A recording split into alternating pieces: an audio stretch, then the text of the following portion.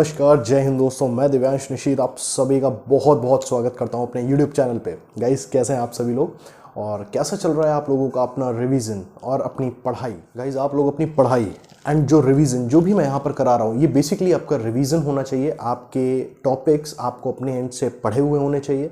यहाँ पर बस आप उन चीज़ों को रिवाइज करिए मेरे साथ, राइट। तो हो सकता है कोई चीज़ आप लोग को डिफिकल्ट लग रही हो, तो उनको मैं ईजी बनाने की कोशिश करता हूँ। ठीक बात है ना। तो कहने का सेंस सिर्फ इतना सा है कि आप लोग को अपने एंड से कोई भी ढिलाई नहीं बरतनी है, राइट। चलिए, खैर, पिछले कुछ एक सेशंस में हम लोगों ने क्या क्या चीज़ें देखी। हम लोगों ने देख लिया जैन दर्शन, ठीक है। हम लोगों ने देख लिया वेदांत दर्शन, राइट। ये दो हम लोगों ने देख लिए। अब आज का जो हमारा सेशन होने वाला है, यस, बौद्ध धर्म एवं शिक्षा, यानी बुद्धिज्म एंड एजुकेशन, राइट। अब हम लोग बौद्ध धर्म या बौद्ध दर्शन को हम लोग पढ़ेंगे। तो आज के सेशन में हमारे बेसिकली रहेगा भूमिका यानी प्रिल्यूड, राइट। नेक्स्ट तत्व मीमांसा यानी मेटाफिजिक्स ऑफ बुद्धिज्म। नेक्स्ट ज्ञान मीमांसा यानी एपिस्टेमोलॉजी ऑफ बुद्धिज्म। नेक्स्ट मूल्य मीमांसा या एक्सियोलॉजी ऑफ बुद्धिज्म, ठीक है ना। तो वन बाय वन हम लोग इन चीज़ों को डिस्कस करेंगे। अगेन गाइस, आज का भी वीडियो में भी कुछ लंबा हो जाए, बिकॉज हर एक चीज़ को मैं आपको from the beginning till the end समझाने की ज़रूर कोशिश करूंगा, सो दैट कि आपको एक ही वीडियो में सब कुछ मिल जाए, एटलीस्ट इन पॉइंट से रिलेटेड सारी इंफॉर्मेशन, राइट। तो इसलिए अगर थोड़ा सा लंबा होता है तो इसलिए जो भी इसके सिद्धांत हैं उनको हम लोग नेक्स्ट अपने वीडियो में डिस्कस कर लेंगे। फिलहाल आज की इस वीडियो में सिर्फ हम लोग इतनी ही चीज़ों की बात करेंगे और काफ़ी सारी चीज़ें इसमें हम कवर करेंगे, राइट। चलिए, तो वीडियो के साथ एंड तक ज़रूर बने रहिएगा। एंड हाँ, वन मोर थिंग, जिन लोगों ने भी चैनल को सब्सक्राइब नहीं किया है तो प्लीज सब्सक्राइब करके वो बेल बटन जरूर प्रेस कर दीजिए, सो दैट आपको लेटेस्ट नोटिफिकेशन मिलते रहे। एंड वीडियो को लाइक करना बिल्कुल मत भूलिएगा और ज्यादा से ज्यादा इस वीडियो को अपने ग्रुप्स में शेयर करिए, राइट। चलिए, शुरुआत करते हैं सेशन की। तो गाइस, जब हम बात करते हैं बौद्ध धर्म की या इसके बारे में, इसकी भूमिका की, ठीक है ना, तो कुछ एक चीजें जो बहुत ही बेसिक हैं और लगभग हर किसी को पता होगा, वो क्या चीजें हैं। फर्स्ट ऑफ ऑल, कि अगर मैं बात कर लेता हूं कि बौद्ध धर्म के प्रवर्तक, ठीक है, प्रवर्तक कौन थे। जैसे हम लोगों ने वेदांत दर्शन पढ़ा था, राइट, वहां पर कौन थे, वहां पर वादरायण व्यास जी थे, ठीक है ना। जब हम लोगों ने जैन दर्शन पढ़ा था तो वहां पर कौन थे, वहां पर ऋषभ देव थे, ठीक बात है ना। उसी तरीके से जब बौद्ध धर्म को या बौद्ध दर्शन को हम लोग पढ़ते हैं तो यहां पर इसके प्रवर्तक कौन थे, महात्मा बुद्ध, ठीक है ना, जिनको भगवान बुद्ध भी कहा जाता है। भगवान बुद्ध भी इनके जो अनुयायी हैं उनको बोलते हैं, राइट। ओके, तो अब बात ये हो गई कि बौद्ध दर्शन या बौद्ध धर्म के प्रवर्तक कौन थे, महात्मा बुद्ध, इन्हीं के नाम पे पड़ा है बौद्ध, ठीक है ना। ओके, तो गाइज यहां पर तो बात हो गई प्रवर्तक की, राइट। बौद्ध धर्म के प्रवर्तक कौन है, भगवान बुद्ध या महात्मा बुद्ध, ठीक है ना। अब यहां पर लगे हाथ एक चीज हम लोग को जाननी जरूरी है। जैसे जब मैंने आपको वेदांत दर्शन पढ़ाया था, ठीक है ना, तो वेदांत दर्शन मैंने क्या बताया था, ये कैसा है, ये ईश्वरवादी है, ठीक बात है ना। इनका ईश्वर में बहुत विश्वास था, श्रद्धा थी, ठीक बात है। वहीं पर जब हम लोगों ने जैन दर्शन को पढ़ा था तो जैन दर्शन हम लोग को पता था कि ये एक नास्तिक या अनीश्वरवादी। तो दोस्तों, इसी तरीके से जब हम यहां पर बात करते हैं बौद्ध धर्म की, तो बौद्ध धर्म भी नास्तिक श्रृंखला का ही धर्म था, ठीक है ना। यानी ये भी एक नास्तिक धर्म है।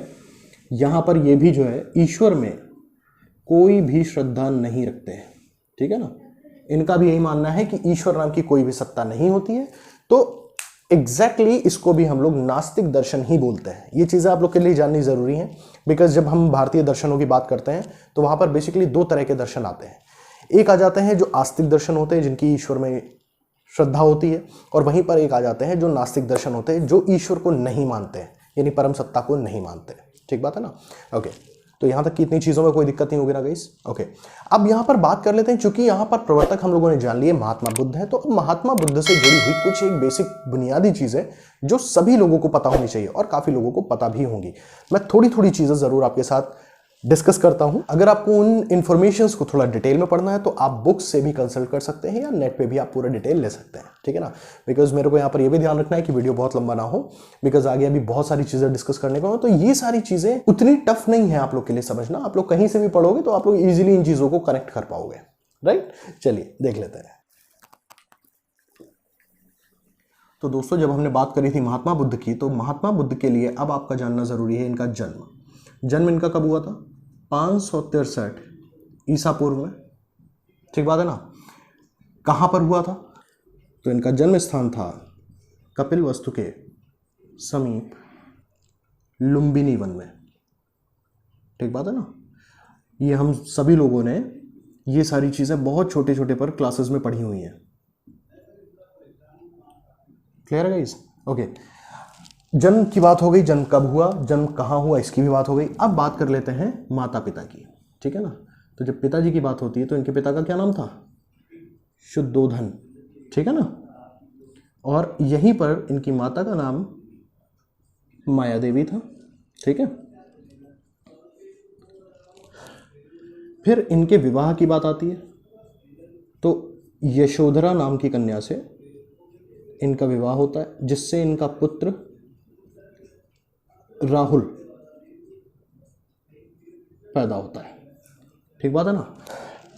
और यहां पर दोस्तों एक चीज ये और जाननी जरूरी है, इनके जो पिताजी थे ये वही कपिलवस्तु में शाक्य गण के प्रधान थे। ठीक है ना। तो यहां से कुछ एक चीजें क्लियर होती हैं। क्या? पहली चीज कि महात्मा बुद्ध एकदम एक सामान्य परिवार में पैदा हुए। कब पैदा हुए? 563 ईसा पूर्व में। कहां पैदा हुए? कपिलवस्तु के समीप लुम्बिनी वन में पैदा हुए। इनके पिताजी की बात करी जाए, उनका नाम था शुद्धोधन। वो क्या थे? कपिलवस्तु में शाक्य गण के प्रधान थे। चूंकि प्रधान थे इसलिए आप उनका एक स्टेटस, एक लिविंग स्टैंडर्ड आप जान सकते हैं, अच्छा रहा होगा।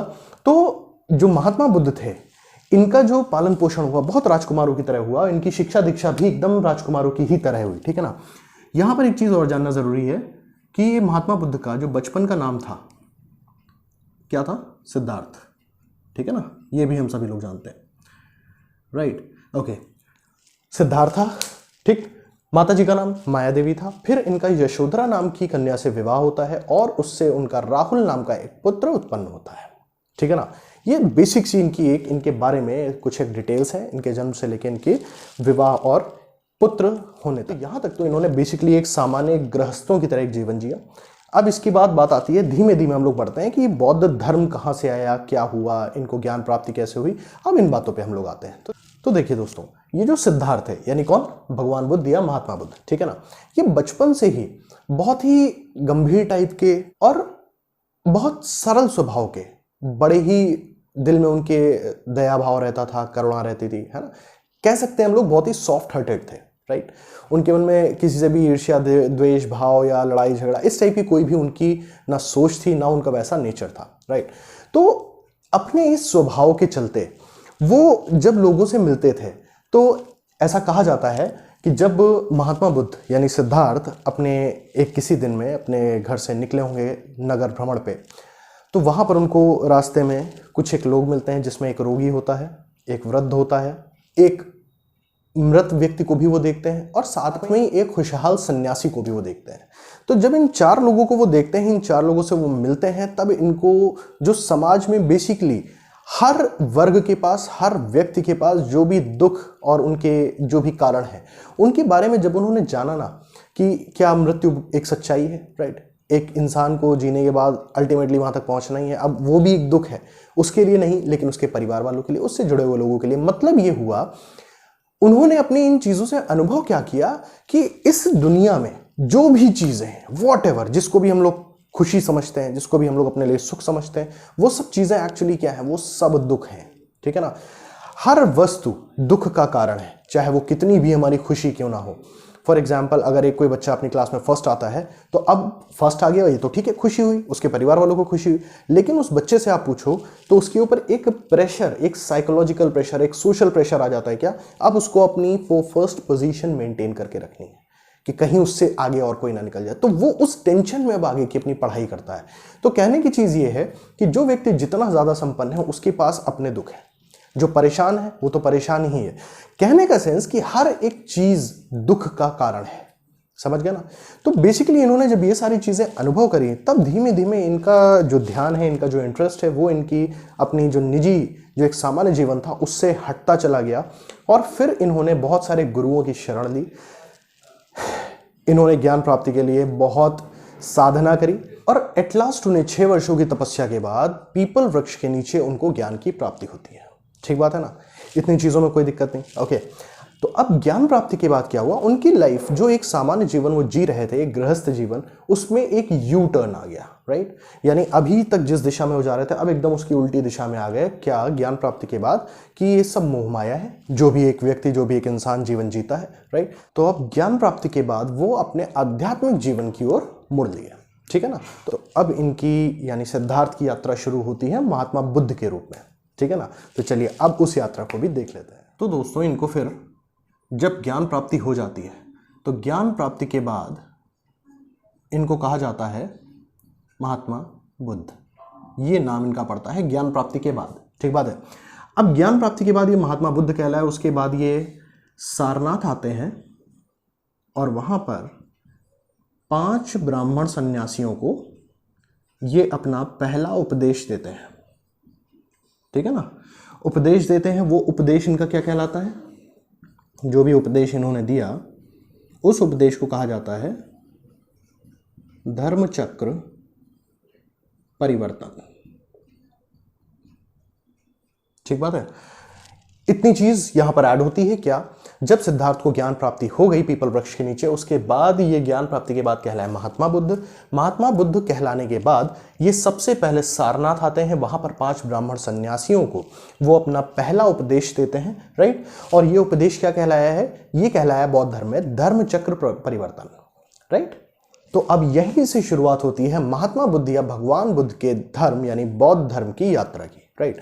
यहां से इनके जो उपदेश थे, ये उपदेश धीमे धीमे पूरे भारत में फैलने लगे, राइट। तो इस तरीके से होते करते ये बौद्ध धर्म का प्रचार प्रसार हुआ, ठीक बात है ना। तो ये जो उपदेश भगवान बुद्ध ने दिए, ठीक है ना, ये उपदेश बहुजन हिताय बहुजन सुखाय की दृष्टि से इन्होंने अपनी सरल भाषा रखने की वजह से पाली भाषा में दिए, ठीक है ना। यानी इनके उपदेश जो इन्होंने दिए हैं वो पाली भाषा में दिए, ठीक बात है। अब इस बौद्ध धर्म में बेसिकली महात्मा बुद्ध का कहना क्या था? महात्मा बुद्ध का पहली चीज तो ये था कि आपका जो आचरण होना चाहिए वो बिल्कुल भी जलन, द्वेष, इस टाइप से बिल्कुल भी नहीं होना चाहिए, राइट। आपके अंदर अहिंसा का भाव बिल्कुल भी नहीं होना चाहिए। एक करुणामय भाव के साथ आपको अपने जीवन को जीना है, ठीक बात है ना, एक सामान्य जनमानस के लिए, राइट। तो ये तो बेसिकली इनका यहाँ पर ही कहना था। दूसरी चीज जब बात आती है कि इनका ईश्वर में कोई विश्वास नहीं था, राइट, इसलिए वो पारलौकिक शक्ति में कोई बिलीव नहीं करते थे। उनका कहना है जो है वो इस जगत में, ये जो जीव है, ये जो संसार है, बस यही है, कोई ऊपर वाला नहीं और कोई इस जगत और उसके बीच में मतलब कोई भी नहीं है। जो भी कुछ है वो सिर्फ और सिर्फ ये दुनिया है, इस दुनिया में पाए जाने वाले सभी जीव हैं, राइट। तो ये बेसिकली इनका बिलीफ था अपने धर्म में, ठीक बात है ना। तो यहां पर हम ये चीज कह सकते हैं कि ये धर्म ईश्वर या आत्मा में कोई विश्वास नहीं रखता था। तो विश्वास किस में रखता था? विश्वास रखता था कर्म में और पुनर्जन्म में, ठीक है ना। जैसे जब बात करी थी जैन दर्शन में तो वो भी कर्म प्रधान था, तो उसी तरीके से ये भी कर्म में बिलीव रखते थे। यानी जैसा आपका कर्म होगा वैसा आपका अगला जन्म होगा, ठीक बात है ना। तो ये भी बेसिकली कर्म प्रधान दर्शन है। तो गाइज अब यहां पर बौद्ध धर्म की शाखाओं की भी बात करनी बहुत जरूरी है। जैसे हम लोगों ने जब जैन दर्शन को पढ़ा था तो जैन दर्शन में भी उसकी 2 शाखाएं थी ना, कौन कौन सी? एक दिगंबर थे और एक श्वेतांबर थे। इन द सेम वे जब यहां पर हम बौद्ध धर्म की बात करते हैं तो बौद्ध धर्म में बेसिकली इसके 3 ब्रांचेस थी, राइट। वो कौन कौन सी थी? एक थी हीनयान, एक थी महायान और एक थी वज्रयान, ठीक बात है ना। तो ये बेसिकली इसकी 3 शाखाएं थी, हीनयान, महायान और वज्रयान। गाइज यहां पर एक चीज ध्यान रखिएगा कि इस हीनयान को थेरवाद भी कहा जाता है, ठीक बात है ना, यस, थेरवाद। तो गाइज ये बेसिकली इसके 3 शाखाएं हम लोगों ने देख ली। कौन कौन सी? हीनयान, जिसे थेरवाद भी कहा जाता है, महायान और वज्रयान। लगे हाथ जब इसके उपदेशों की बात करी जा रही है तो ये मैं आपको बता देता हूं कुछ एक चीजें कि हीनयान पाली भाषा में है और बात करें महायान की तो यहां पर संस्कृत भाषा का इस्तेमाल हुआ है, ठीक बात है। अब दोस्तों यहाँ पर ये चीज़ जाननी ज़रूरी है जो मैंने आपको बताया कि बहुत ही करुणामय स्वभाव के थे, तो उन्होंने हर व्यक्ति के लिए यही चीज़ बोली। तो इनका ये कहना था कि बहुत ज़्यादा किसी भी चीज़ के लिए आडंबर करने की ज़रूरत नहीं है, ठीक है ना। इनका मानना था जो भी करो सहजता से करो, कंफर्टेबल होके करो, राइट। तो इसलिए इन्होंने क्या करा? इन्होंने कहा कि इंद्रिय निग्रह, जैसे अभी तक हम लोग पढ़ते चले आए हैं, ठीक बात है ना, मोक्ष प्राप्ति के लिए या कठोरता की बात करिए, अगर कठोरता किसी भी चीज़ का अनुशासन की ही बात करी जाए, तो इन्होंने कहा कि इसको करने की भी कोई ज़रूरत नहीं, इसलिए इन्होंने यहाँ पर मध्यम मार्ग का सिद्धांत दिया। ठीक है ना, मध्यम मार्ग का सिद्धांत। ये सिद्धांत क्या है, इसमें क्या क्या चीज़ें थी, ये सारी चीज़ें अभी हम लोग आगे डिस्कस करेंगे। लेकिन फिलहाल आप ये जान लीजिए कि यहाँ पर इन्होंने इंद्रिय निग्रह या किसी भी प्रकार के कठोर जो भी चीज़ है, चाहे वो अनुशासन है, चाहे वो किसी भी चीज़ को कठोरतापूर्वक पालन करना हो, इन सारी चीज़ों का उन्होंने बिल्कुल भी मना किया। बोले कि नहीं, इतनी कठोरता की, इतनी ज़्यादा रिस्ट्रिक्शंस की कोई ज़रूरत नहीं है। इन्होंने बोला कि हम एक मध्यम मार्ग निकाल रहे हैं, उसी मार्ग पर चल के एक जीव निर्वाण प्राप्ति की ओर चल सकता है। ठीक बात है ना। तो ये बेसिकली महात्मा बुद्ध या भगवान बुद्ध के द्वारा दिए गए कुछ एक चीज़ें हैं जो इनके धर्म में बेसिकली हम लोग पढ़ेंगे, राइट। तो अब यहाँ पर बात आती है तत्व मीमांसा, ज्ञान मीमांसा और मूल मीमांसा की। तो गाइस चलिए अब सबसे पहले हम लोग मेटाफिजिक्स देख लेते हैं बौद्ध धर्म की, राइट। चलिए शुरुआत करते हैं।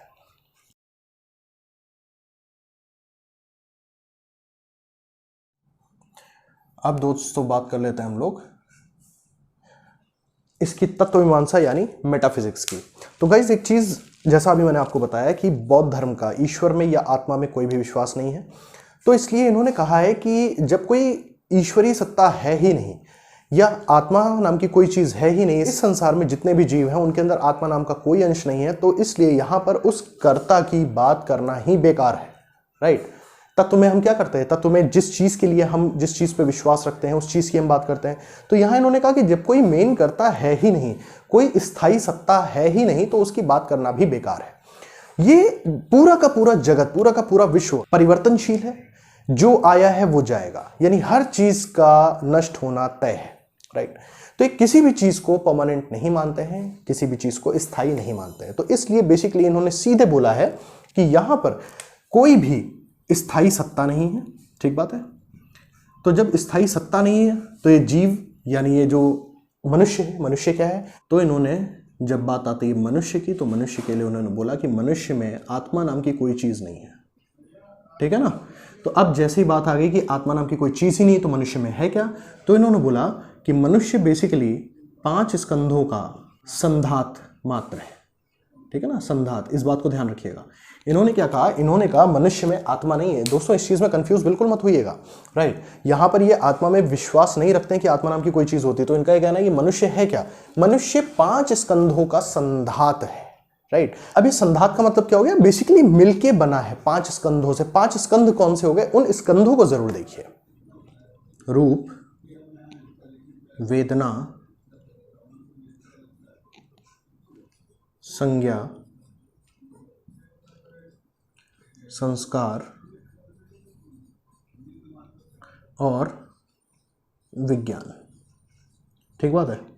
ये थे वो 5 स्कंध जिसपे इनका विश्वास था कि ये मनुष्य किससे बना है, ये मनुष्य 5 स्कंधों से बना है। वो स्कंध कौन कौन से हैं, रूप, वेदना, संज्ञा, संस्कार, विज्ञान। दोस्तों ये चीज आपको ध्यान में रखनी बहुत जरूरी है। ठीक बात है ना। अब ये रूप स्कंध का मतलब क्या हो गया, ये जो भी जड़ वस्तुएं हैं, ठीक है ना, जड़ वस्तुएं हैं, उनके गुणों या इंद्रियों के लिए प्रयुक्त होते थे, या इंद्रियों के लिए। ठीक है ना, ये तो हो गया रूप स्कंध जिसकी हम लोगों ने बात करी। ठीक है ना, इसको बस थोड़ा थोड़ा समझते हुए चलिए, इसमें बहुत ज़्यादा डेप्थ की कोई ज़रूरत नहीं है, बस थोड़ा थोड़ा एक एक लाइन में इसके बारे में हम लोग को समझना है, वो चीज़ ज़रूरी है, राइट। तो रूप क्या हो गया, रूप स्कंध, जड़ वस्तुएं या उनके गुणों या इंद्रियों के लिए ये चीज़ प्रयोग की जाती थी। ठीक है ना। वेदना का मतलब क्या हो गया, ये बेसिकली भावनाओं के लिए, वेदना माने वही तो हो गया ना, भावना यानी फीलिंग्स, राइट। इसको हम लोग फीलिंग से अच्छे से कनेक्ट कर सकते हैं। ठीक बात है ना। फिर बात आती है संज्ञा की। संज्ञा का मतलब हम लोग आसानी से समझ सकते हैं, नामकरण करने से। ठीक है ना, यानी संज्ञा का काम क्या होता है, किसी पर्टिकुलर वस्तु को पहचानना, उसको एक नाम देना। ठीक है ना, तो संज्ञा का मतलब ये हो गया। फिर जब बात आती है संस्कार की, यानी संस्कार क्या हो गया, रूप, वेदना और संज्ञा के बीच में समन्वय स्थापित करने के लिए संस्कार का यूज किया जाता है। ठीक है ना। अब बात आती है विज्ञान की, तो विज्ञान क्या हो गया, किन्हीं भी बाहरी चीजों को हम लोग जनरली उसके रूप से, उसकी स्मेल से, उसके स्पर्श से, इन्हीं सबसे तो जज करते हैं। एक तो वो हो गया उन चीजों के लिए ज्ञान प्राप्त करना, ठीक है ना। दूसरा एक विज्ञान हो गया अपने आप में जो हमारे अंदर एक मैं होता है उसका ज्ञान प्राप्त करना, ठीक है ना, वो भी विज्ञान के अंतर्गत आता है, राइट। तो यानी यहां पर विज्ञान का मतलब हमारे आंतरिक ज्ञान से है, ठीक है ना। और दोस्तों यहां पर विज्ञान को चित्त और मन पर्यायवाची बताया गया है, समझ रहे ना। यानी विज्ञान चित्त और मन को पर्यायवाची बताया गया है, यानी सेम अर्थ में इसको बताया गया है बौद्ध धर्म में, ठीक बात है ना। यही विज्ञान है, राइट।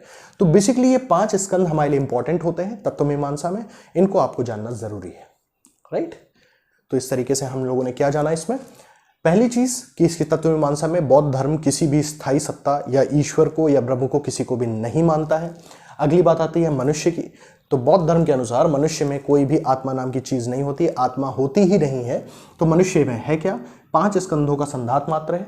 संधात में कौन कौन से 5 स्कंध हो गए, रूप वेदना संज्ञा संस्कार विज्ञान, इनके बारे में मैंने आपको बता दिया, राइट। तो चूंकि इनका बिलीव किसी भी स्थायी सत्ता में नहीं है, इस वजह से इसको एक अनीश्वरवादी या एक नास्तिक धर्म या नास्तिक दर्शन भी कहा जाता है, राइट। हाँ, स्थायी सत्ता में इनका बिलीव बिल्कुल नहीं है, लेकिन इनका बिलीव कर्म में और मोक्ष प्राप्ति में, ठीक है ना, बिल्कुल है। कर्म और मोक्ष में इनका बिलीव बिल्कुल है, ठीक बात है ना। साथ ही साथ पुनर्जन्म में भी ये विश्वास रखते हैं, ठीक बात है ना। मोक्ष को यहां पर बेसिकली निर्वाण प्राप्ति कह दिया गया है, तो उससे कोई फर्क ऐसा नहीं पड़ता है। जैसे जैन दर्शन में मोक्ष को क्या कहा गया था, कैवल्य, ऐसे ही जब बौद्ध धर्म की बात आती है तो यहां पर निर्वाण प्राप्ति, राइट, वो भी बेसिकली मोक्ष ही है। तो उसमें विश्वास है, कर्म में विश्वास है और पुनर्जन्म में विश्वास है, लेकिन किसी भी ईश्वर में विश्वास ना होने की वजह से इसको नास्तिक या ईश्वरवादी दर्शन भी कहा जाता है, राइट। तो गाइस इतनी चीजें उम्मीद है तत्वमीमांसा में आप लोग को क्लियर हुई होंगी। अब सेकंड हम लोग बात कर लेते हैं, दैट इज ज्ञान मीमांसा। तो दोस्तों जब बात आती है ज्ञान मीमांसा की, तो आप लोग याद करिए कि ज्ञान मीमांसा में हम लोग क्या चीज़ पढ़ते थे। ज्ञान मीमांसा में हम लोग तत्व के बारे में ही तो पढ़ते थे भाई। सबसे पहले तो तत्व मीमांसा में हम लोग तत्व जानते थे, तत्व क्या है, किस तत्व में वो दर्शन या धर्म बिलीव करता है, ठीक बात है ना। तो सीधी सी चीज़ है कि जब यहाँ पर बात आती है तत्व की, तो तत्व तो इन्होंने किसी को माना ही नहीं है, राइट। तो बात जब यहाँ पर तत्व की है और तत्व किसी को इन्होंने माना नहीं है, तो अब ज्ञान मीमांसा में हम पढ़ेंगे क्या। तो इसके लिए बेसिकली जब यहाँ पर बात आती है ज्ञान की, तो यहाँ पर भगवान बुद्ध ने बताया क्या कि बेसिकली तर्कों और युक्तियों के आधार पर जो निष्कर्ष निकाले गए उन्हीं को ज्ञान मीमांसा के अंतर्गत रखा गया है, ठीक बात है ना। क्योंकि यहाँ पर कोई तत्व तो है नहीं, तो तर्कों और युक्तियों से जो भी निष्कर्ष निकाले गए हैं उनकी बात यहाँ ज्ञान मीमांसा में की जाएगी बौद्ध धर्म में, राइट। और दोस्तों यहाँ पर एक इंपॉर्टेंट एक चीज और आती है कि जब बात आती है बौद्ध धर्म की, तो यहाँ पर जो ज्ञान मीमांसा है, ये ज्ञान मीमांसा प्रतीत्य समुत्पाद के चारों तरफ घूमती है, यस। यानी बौद्ध धर्म की जब हम बात करते हैं ज्ञान मीमांसा की, तो ये बेसिकली इसका केंद्र बिंदु कौन है, इसका केंद्र बिंदु है प्रतीत्य समुत्पाद, राइट। अभी प्रतीत्य समुत्पाद क्या है इसको जरा समझिए। प्रतीत्य समुत्पाद में इनका ये सिर्फ इतना सा कहना है कि संसार में जो भी सारी वस्तुएं हैं, ठीक है ना, हर वस्तु के उत्पन्न होने का एक कोई ना कोई कारण है, ठीक है ना। और चूंकि वो कारण है, इसलिए वो सभी वस्तुएं उस कारण पे ही निर्भर करती हैं, चाहे वो कोई भी XYZ चीज हो। तो इनका यह मानना था कि जो भी संसार में सारी वस्तुएं हैं वो सब किसी ना किसी कारण से उत्पन्न हुई हैं, इस वजह से वो सारी की सारी वस्तुएं उस पे ही निर्भर रहती हैं। बस यही है प्रतीत्य समुत्पाद, ठीक बात है ना। इतनी चीज क्लियर हुई।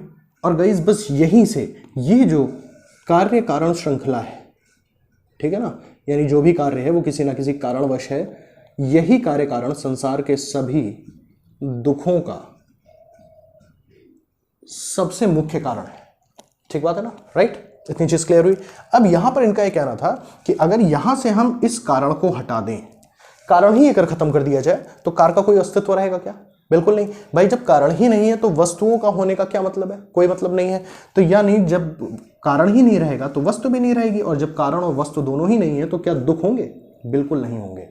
तो इनका सिर्फ इतना सा कहना था कि अगर कारण ही हटा दो तो ना तो कार्य बचेगा और ना ही दुख नाम की कोई भी चीज इस दुनिया में होगी। लेकिन ये होगा कैसे, ये होगा ज्ञान प्राप्ति से, राइट।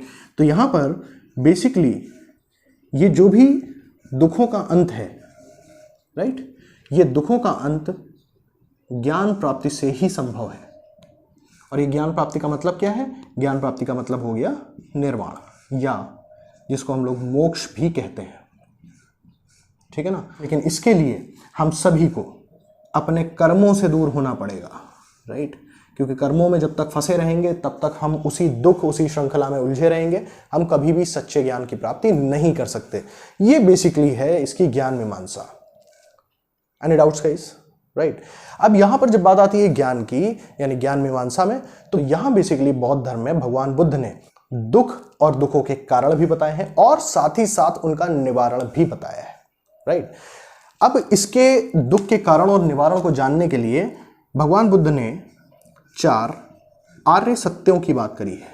यानी जो व्यक्ति इन 4 आर्य सत्यों को जान लेगा, बस वही ज्ञान है। समझ गए ना? तो ये बेसिकली इन शॉर्ट हम कह सकते हैं कि भगवान बुद्ध ने बौद्ध धर्म में अपने बताया है कि जो भी व्यक्ति इन 4 आर्य सत्यों का ज्ञान कर लेगा, यानी उनको जान लेगा, तो बस वही ज्ञान है, राइट। उससे उसको सारी चीजों का पता चल जाएगा कि एक्चुअली दुख उत्पन्न होने का कारण क्या है और उस दुख से दूर कैसे हुआ जा सकता है। ये सारी चीजें बेसिकली इन 4 आर्य सत्यों पर डिपेंड करती है। ठीक बात है ना? अब यहां से पॉइंट उठता है कि भाई ये 4 आर्य सत्य कौन से हैं? तो चलिए 4 आर्य सत्य को भी हम लोग देख लेते हैं। आर्य सत्य क्या हो गया? पहला हो गया दुख, दूसरा हो गया दुख समुदाय, तीसरा हो गया दुख निरोध, और चौथा हो गया दुख निरोध मार्ग। ठीक बात है ना? यही बेसिकली 4 आर्य सत्य हैं जिनको जानना ही ज्ञान बताया है बौद्ध धर्म में भगवान बुद्ध ने। ठीक बात है ना? अब इन चारों को जरा समझ लेते हैं कि ये सब चीजें हैं क्या एक्चुअली। दुख को समझने के लिए जानना जरूरी है। भगवान बुद्ध ने कहा सर्व दुखम दुखम। ठीक बात है ना? सर्व दुखम दुखम, अर्थात यानी इसका मतलब क्या हुआ? जो कुछ है सब कुछ दुख है, यानी हर चीज में दुख है। ठीक है ना? वो चाहे जन्म है, चाहे वो मृत्यु है, वो चाहे संयोग है, वो चाहे वियोग है। यानी उनका कहना था कोई भी अगर स्थिति है, कोई भी चरण है जीवन का, हर जगह दुख है, राइट। यही बेसिकली इन्होंने बताया और बिल्कुल सही बात है भाई। जहां खुशी है वहां उस खुशी को खोने का डर है, यानी वो एक अंदर कहीं ना कहीं एक दुख भी होता है कि ये खुशी हमसे दूर ना हो जाए, राइट।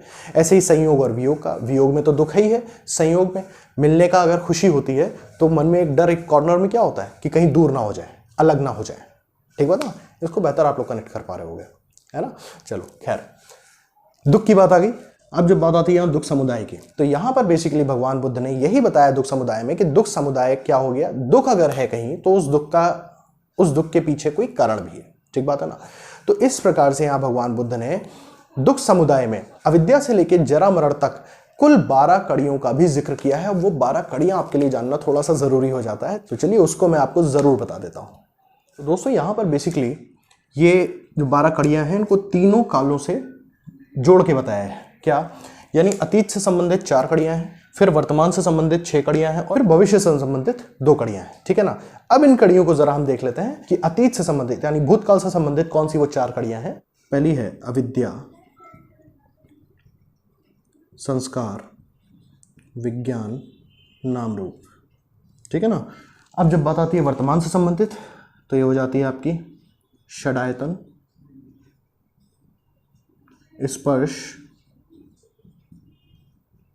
वेदना, तृष्णा, उपादान, भाव।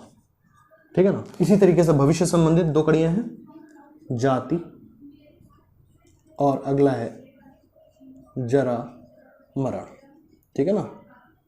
मैंने ये तो आपको बताया था कि जरा मरण से लेके अविद्या के बीच कुल 12 कड़ियां हैं। तो वही ये 12 कड़ियां आपके सामने मैंने लिखी हैं। अतीत से संबंधित कौन कौन सी? अविद्या, संस्कार, विज्ञान, नाम रूप। वर्तमान से संबंधित है षडायतन, स्पर्श, वेदना, तृष्णा, उपादान, भाव। और भविष्य से संबंधित है जाति और जरा मरण। ठीक है ना? इतनी चीजों में कोई डाउट नहीं गाइस। अब इनके बारे में आपको डिटेल में जानने की कोई जरूरत नहीं है। आपको सिर्फ इतना ध्यान रखना है कि जब दुख समुदाय की बात हुई तो दुख समुदाय बेसिकली इन 12 कड़ियों का मिला जुला रूप है। ठीक, यानी ये सारे कारण हैं तीनों कालों को मिला के, राइट। ओके, नाउ अब हम बात कर लेते हैं दुख निरोध की। दोस्तों दुख निरोध को आप लोग अपने एंड से भी बहुत हद तक रिलेट कर पा रहे होंगे कि मतलब ये हो गया कि अगर कोई दुख है तो उस दुख का कोई ना कोई कारण भी होगा। अगर उस कारण को ही हटा दिया जाए तो क्या वो दुख होगा? नहीं बचेगा ना। यानी जो हम लोगों ने बात करी थी कार्य कारण श्रृंखला की, ये बात करी थी ना अभी थोड़ी देर पहले, तो बस यही कार्य कारण, अगर कारण ही नहीं होगा तो कार्य भी नहीं होगा, और जब कार्य भी नहीं होगा तो दुख होने का कोई सवाल ही नहीं उठता। ठीक बात है ना। बस यही, यानी कि अगर ये दुख खत्म हो जाए, दुख का अंत हो जाए, यानी उस कारण का अंत हो जाए और दुख खत्म हो जाए, तो बस यही कहलाता है दुख निरोध। ठीक बात है ना।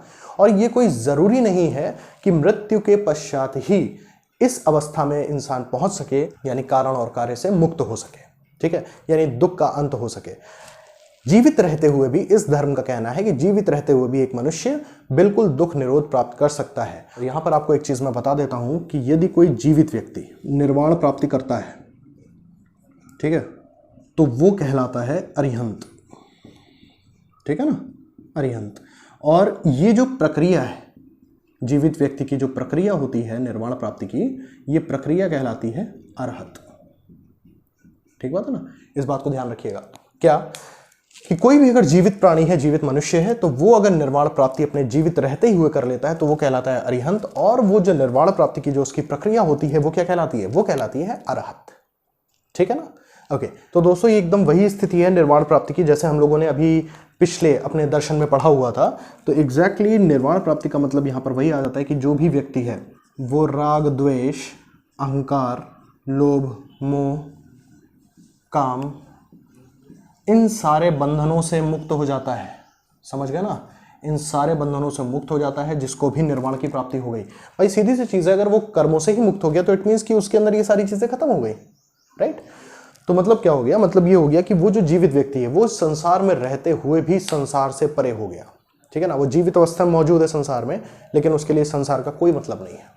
राइट। अब दोस्तों यहाँ पर दो टर्म्स की मैं बात करूंगा, एक बात करूंगा परिनिर्वाण और एक बात करूंगा सिर्फ निर्वाण। ठीक है, तो इन दोनों में क्या अंतर है? तो ये भी आता है ज्ञान मीमांसा के ही अंतर्गत। यानी परिनिर्वाण का मतलब हो गया मृत्यु के बाद निर्वाण प्राप्ति।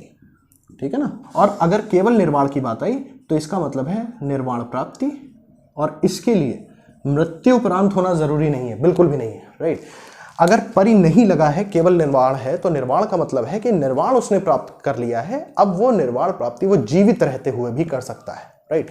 इसके लिए जरूरी नहीं है कि उसका मृत्यु के बाद ही निर्वाण प्राप्ति हो। ठीक है, बस यही एक छोटा सा एक बुनियादी डिफरेंस है इन दोनों चीजों में, वो मैंने आपको बता दिया। राइट। तो गाइस इतनी चीज़ों में कहीं पर कोई इशू नहीं होगा, उम्मीद यही करता हूँ। और अगर बाय द वे फिर भी कोई ऐसा डाउट्स आते हैं आपके दिमाग में तो प्लीज़ उनको कमेंट सेक्शन में ज़रूर बताइएगा। राइट। तो गाइस अब बात कर लेते हैं हम लोग दुख निरोध मार्ग की। तो भाई ठीक है, दुख निरोध तो समझ में आ गया ना, कारण का अंत होना, दुख के कारण का अंत होना। मार्ग का मतलब उस मार्ग पे चलना, भाई किसी भी पर्टिकुलर मार्ग पे चलना जिससे उस दुख का अंत हो जाए। राइट, यही हो गया दुख निरोध मार्ग। राइट। तो मतलब यहां पर जब दुख निरोध मार्ग की बात करी तो इन्होंने बेसिकली दुख निरोध मार्ग के अंतर्गत अष्टांगिक मार्ग को बताया है।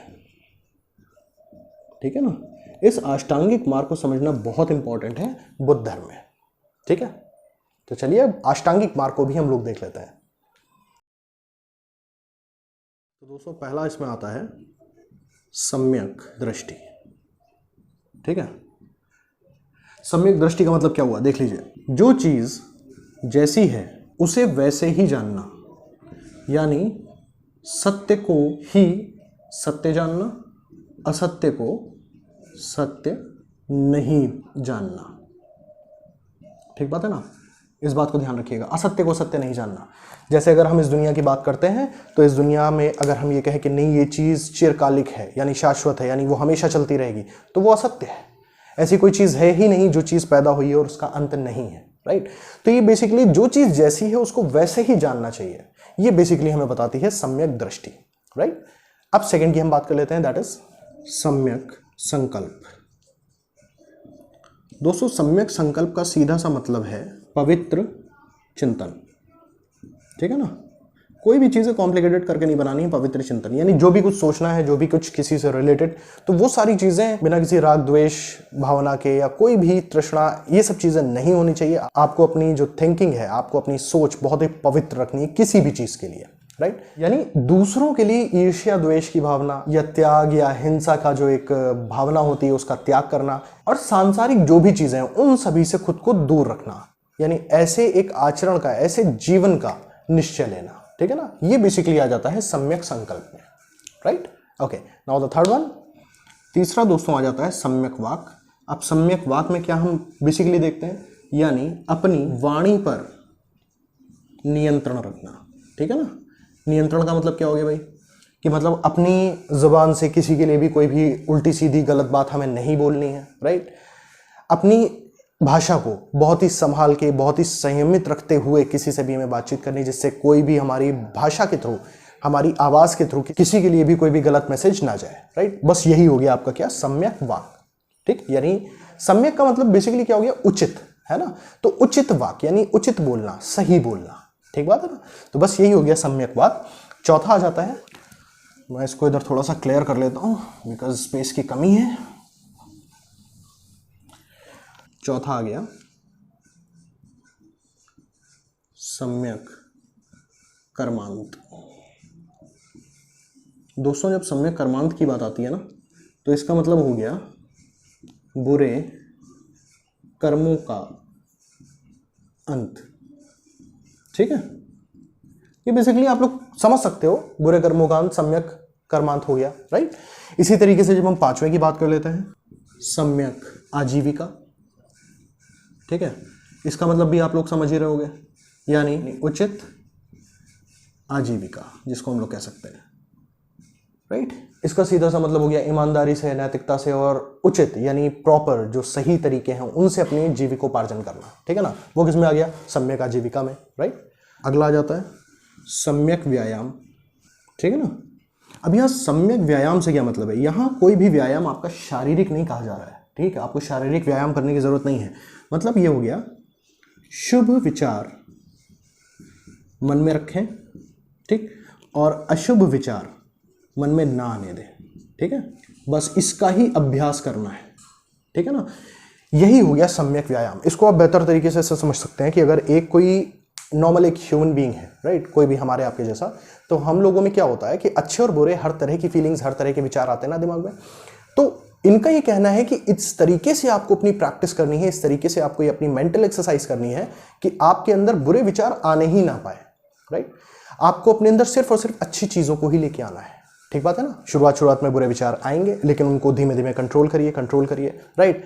इसको बहुत अच्छे तरीके से ऐसे समझ सकते हैं, जैसे मान लीजिए हम लोग जिमिंग करते हैं, ठीक है ना। तो फॉर एग्जाम्पल कि अगर फैट लॉस के लिए हमें एक्सरसाइज करनी है, कि पेट बहुत ज़्यादा निकला है उसको कम करना है, तो सबसे पहला काम क्या है कि पेट निकला है वो एक दिक्कत है, उस दिक्कत को खत्म करना है, यानी पेट कम करना है, राइट। पेट कम हो गया, ठीक बात है। अब एक्सरसाइज हमें क्या करनी है, अब एक्सरसाइज हमें किसी दूसरे पे शिफ्ट नहीं होना है, हमें उस कम पेट को मेंटेन करके रखना है, राइट, कि वो फिर से बढ़ने ना पाए। तो एग्जैक्टली वही काम ये करना है कि सबसे पहले जो बुरे विचार हैं उन विचारों को आपको निकालना है, उसके बाद वो विचार जो निकल गए हैं वो दोबारा दिमाग में आने ना पाए, अब आपको वहां पे मेंटेन करना है खुद को, राइट। तो ये है बेसिकली सम्यक व्यायाम, राइट। तो उम्मीद है ये चीज आप लोग को क्लियर हो रही होंगी। नाउ द सेवेंथ वन, सम्यक स्मृति। सम्यक स्मृति क्या हो गया, अब देखिए जब बात आती है सम्यक स्मृति की, तो स्मृति तो हम लोग समझ गए ना, मेमोरी, यानी उचित मेमोरी। उचित मेमोरी का क्या मतलब हो गया, एक सही मेमोरी वो हो गई कि अगर हमें सत्य का ज्ञान हो गया है, राइट, यानी निर्वाण प्राप्ति हो गई है, तो अब हमें उस सत्य को भूलना नहीं है। बात समझिएगा, जो भी कोई अगर अच्छी चीज हम लोगों ने सीख ली तो उसको अपनी स्मृति में बराबर रखना है, उसको जाने नहीं देना है, right. In the same way कि अगर किसी को सत्य का ज्ञान हो गया है, किसी को निर्वाण प्राप्ति हो गई है, तो उस ज्ञान को उसको अपनी स्मृति में परमानेंट रखना पड़ेगा, राइट। मीनवाइल अगर वो चीज हल्की फुल्की भी निकलती है दिमाग से, तो धीमे धीमे क्या इंसान जो है सांसारिक चीजों में फंसता चला जाएगा और उसका वो निर्वाण प्राप्ति यानी सत्य प्राप्ति करना कोई फल नहीं देगा, राइट। तो इस तरीके से आपको अपनी उचित स्मृति रखनी है, जिसमें जो अच्छी चीजें हैं, जिसमें अगर आपने सत्य प्राप्ति किया है तो उसको आपको परमानेंटली स्टोर रखना है, राइट। वो चीज आपके दिमाग से जानी नहीं चाहिए, ठीक है ना। Now the next and last point, that is सम्यक समाधि। इसको दोस्तों मैं थोड़ा सा साफ कर लेता हूं because we don't have that much space over here. So चलिए, सम्यक समाधि की अगर हम बात करें तो सम्यक समाधि हमारी क्या हो गई, कुशल चित्त की एकाग्रता, ठीक है ना, इसको बेहतर तरीके से समझ सकते हैं भाई। ये जो अष्टांगिक मार्ग है उसका ये 8वां मार्ग है ना, 8वां सोपान है, राइट। तो मतलब ये हो गया जब ये 7 मार्ग यानी 7 सोपान किसी व्यक्ति ने सीख लिए, धारण कर लिए, तो अब वो व्यक्ति सम्यक समाधि के योग्य हो जाता है। यानी अब जो उसके अंदर कुशल चित्त की उत्पत्ति हो चुकी है, अब वो उसको एकाग्र करने में सक्षम हो चुका है। ठीक बात है ना। यानी ये जो 7 चरणों का पालन करने के बाद जो व्यक्ति इस योग्य हो जाता है वो सम्यक समाधि कर सकता है, सम्यक समाधि के योग्य होता है। वो कुशल चित्त की एकाग्रता की तरफ उसको ध्यान देना चाहिए, क्योंकि उसका चित्त ऑलरेडी स्किल्ड हो चुका है, राइट। वो कुशल हो चुका है, उसको सारी चीजों का ज्ञान हो चुका है, अब बस उसको उसमें एकाग्रता रखनी है। ठीक बात है ना। और यही है अष्टांगिक मार्ग का अंतिम मार्ग या अंतिम सोपान।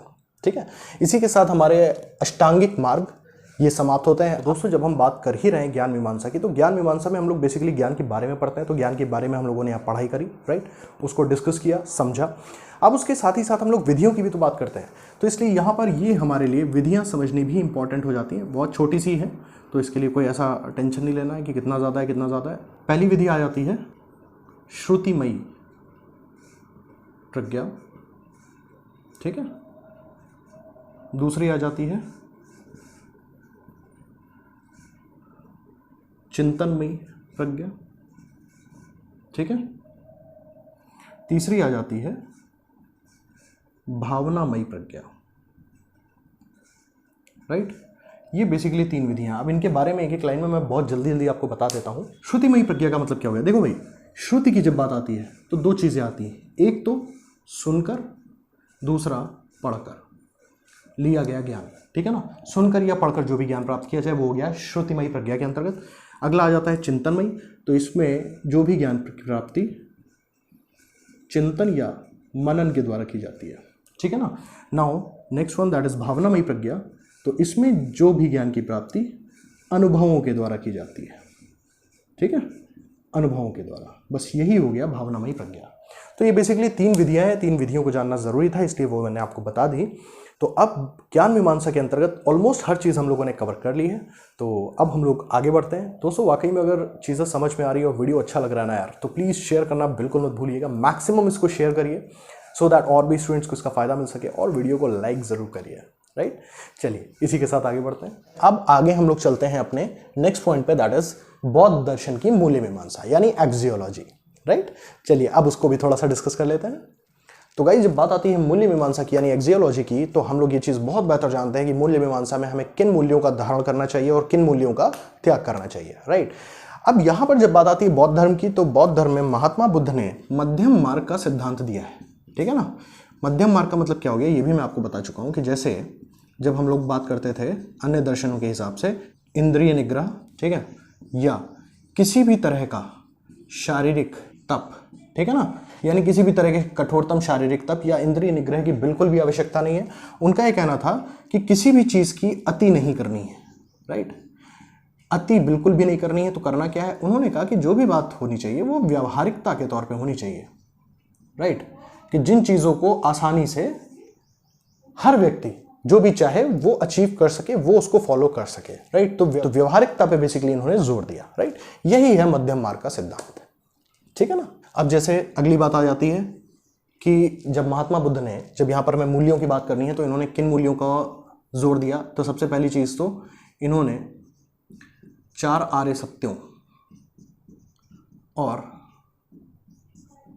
अष्टांगिक मार्ग, ठीक है ना, अष्टांगिक मार्ग, इन पे बल दिया कि आपको इनके बारे में जानना तो बहुत ज़रूरी है, राइट। तो ये 2 चीज़ें तो महात्मा बुद्ध ने बहुत ही इंपॉर्टेंट बताई हैं बौद्ध धर्म में, ठीक बात है ना। अगली बात करूं अगर मैं, तो नेक्स्ट इन्होंने बोला त्रिरत्नों का पालन। अब त्रिरत्न क्या थे भाई? देखिए, जब बात आ रही है बौद्ध धर्म की, तो बौद्ध धर्म में त्रिरत्न क्या थे ये जानने बहुत ज़रूरी है। पहला हो गया प्रज्ञा, दूसरा हो गया शील, और तीसरा हो गया समाधि, ठीक है। जब बात प्रज्ञा की आती है, तो प्रज्ञा का मतलब बेहतर आप समझ सकते हो सम्यक दृष्टि या संकल्प, ठीक है ना। ये 2 चीजें बेसिकली प्रज्ञा के अंतर्गत आती हैं। अब इसका मतलब क्या हो गया? प्रज्ञा का मतलब हो गया एक तरीके से दिव्य दृष्टि, ठीक है ना, या देखने का तरीका, ठीक बात है। या और हम कह सकते हैं इसको सत्य को जानना, ठीक है। ये बेसिकली प्रज्ञा का मतलब है, राइट। तो प्रज्ञा के अंतर्गत सबसे पहले जो हम लोगों ने अष्टांगिक मार्ग देखे थे ना, तो वो बेसिकली अष्टांगिक मार्ग जो हम लोगों ने समझे हैं वो इसी त्रिरत्नों का डिटेल्ड हिस्सा है थोड़ा सा। वो कैसे है वो अभी मैं आपको बताता हूं। जैसे प्रज्ञा के अंतर्गत क्या किया गया, सम्यक दृष्टि, सम्यक संकल्प, राइट। अब प्रज्ञा का मतलब क्या हो गया, दिव्य दृष्टि या देखने का तरीका या सच को जानना, ठीक है ना। ये हो गया त्रिरत्नों में पहला रत्न, दैट इज प्रज्ञा, राइट। अब सेकंड की बात कर लेते हैं, दैट इज शील। अब शील के अंतर्गत कौन कौन से अष्टांगिक मार्ग आते हैं, देखिए, सम्यक वाक, सम्यक कर्म, सम्यक आजीविका। तो इसमें बेसिकली ये तीन हमारे अष्टांगिक मार्ग के सोपान आ गए। कौन कौन से, सम्यक वाक और सम्यक कर्म और सम्यक आजीविका। अब इसका मतलब क्या हुआ, शील का मतलब देखिए भाई, जब शील के मतलब की अपन लोग बात करते हैं तो ये बेसिकली हो गया सदाचार, अपने कर्मों पर नियंत्रण रखना। या हम बात कर लें तो वही बात कि अच्छे आचरण को धारण करना, ठीक है ना। ये हो गया बेसिकली शील। ये चीज आप लोग कनेक्ट कर पा रहे हो ना, समझ पा रहे हो, okay. Now the next, that is समाधि। जब समाधि की बात आती है तो इसमें वो तीन अष्टांगिक मार्ग कौन कौन से हैं, सम्यक व्यायाम, सम्यक स्मृति और सम्यक समाधि, ठीक है ना। और समाधि का मतलब हम लोग जान चुके हैं कि कुशल चित्त की एकाग्रता, राइट। तो समाधि का मतलब हम लोग ऑलरेडी पढ़ चुके हैं अभी जस्ट अष्टांगिक मार्गों में। तो इस तरीके से ये बेसिकली ये त्रिरत्न है। इन त्रिरत्नों का पालन करना भगवान बुद्ध ने बौद्ध धर्म में बहुत ही अनिवार्य बताया, यानी ये मूल्य मीमांसा का बहुत इंपॉर्टेंट पॉइंट है, राइट। बाकी तो अष्टांगिक मार्ग और चार आर्य सत्यों का ज्ञान होना ही चाहिए, ठीक है ना। ओके, नेक्स्ट पॉइंट की अगर हम बात करें, भगवान बुद्ध के उपदेशों का पालन करना, ठीक है। अब उपदेशों का मतलब क्या हो गया, इसका मतलब हो गया त्रिपिटकों का पालन, ठीक है ना। अब ये त्रिपिटक क्या क्या है इनको भी थोड़ा जानना जरूरी है, राइट। पहला आता है विनय पिटक, दूसरा आता है सुत्त पिटक, तीसरा आता है अभिधम्म पिटक, ठीक बात है। ये तीन पिटक। अब इनके बारे में बहुत छोटी छोटी सी एक एक लाइन में जानकारी वो भी दे रहा हूं, सो दैट कि आपके साथ ये ना हो कि इनके बारे में आपको ABCD भी नहीं पता है, राइट।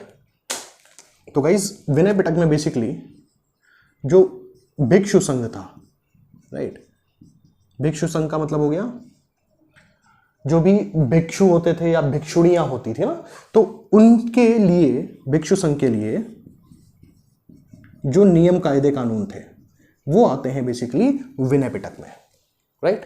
जब शुद्ध पिटक की बात आती है तो ये दोस्तों बड़ा इंपॉर्टेंट हो जाता है। क्यों, शुद्ध पिटक में बेसिकली भगवान बुद्ध की जीवनी है, तो भगवान बुद्ध की जीवनी होने की वजह से इसको बौद्धों की गीता भी कहा जाता है, ठीक है दोस्तों। ये चीजें आपको ध्यान में रखनी बहुत जरूरी है। बौद्धों की गीता कहा यह जाता है कि अगर शुद्ध पिटक का अध्ययन किसी ने कर लिया तो उसने पूरे बौद्ध धर्म का अध्ययन कर लिया, right. Okay, now the next, that is Abhidhamma Pitaka. दोस्तों जब अभिधम्म पिटक की बात आती है तो जैसा कि देखा गया है कि वेदांत में, ब्राह्मण ग्रंथ में पूजा पाठ या कर्मकांड की जो व्याख्याएं दी गई हैं उसी तरीके से बिल्कुल अभिधम्म पिटक में बौद्धों के लिए पूजा पाठ की जो प्रॉपर एक विधि है ना, पूजा पाठ कैसी होनी चाहिए, तो उसकी विधियों यानी जो भी बौद्ध धर्म के कर्मकांड हैं उनके बारे में पूरा डिटेलिंग किया गया है किसमें, अभिधम्म पिटक में, ठीक बात है।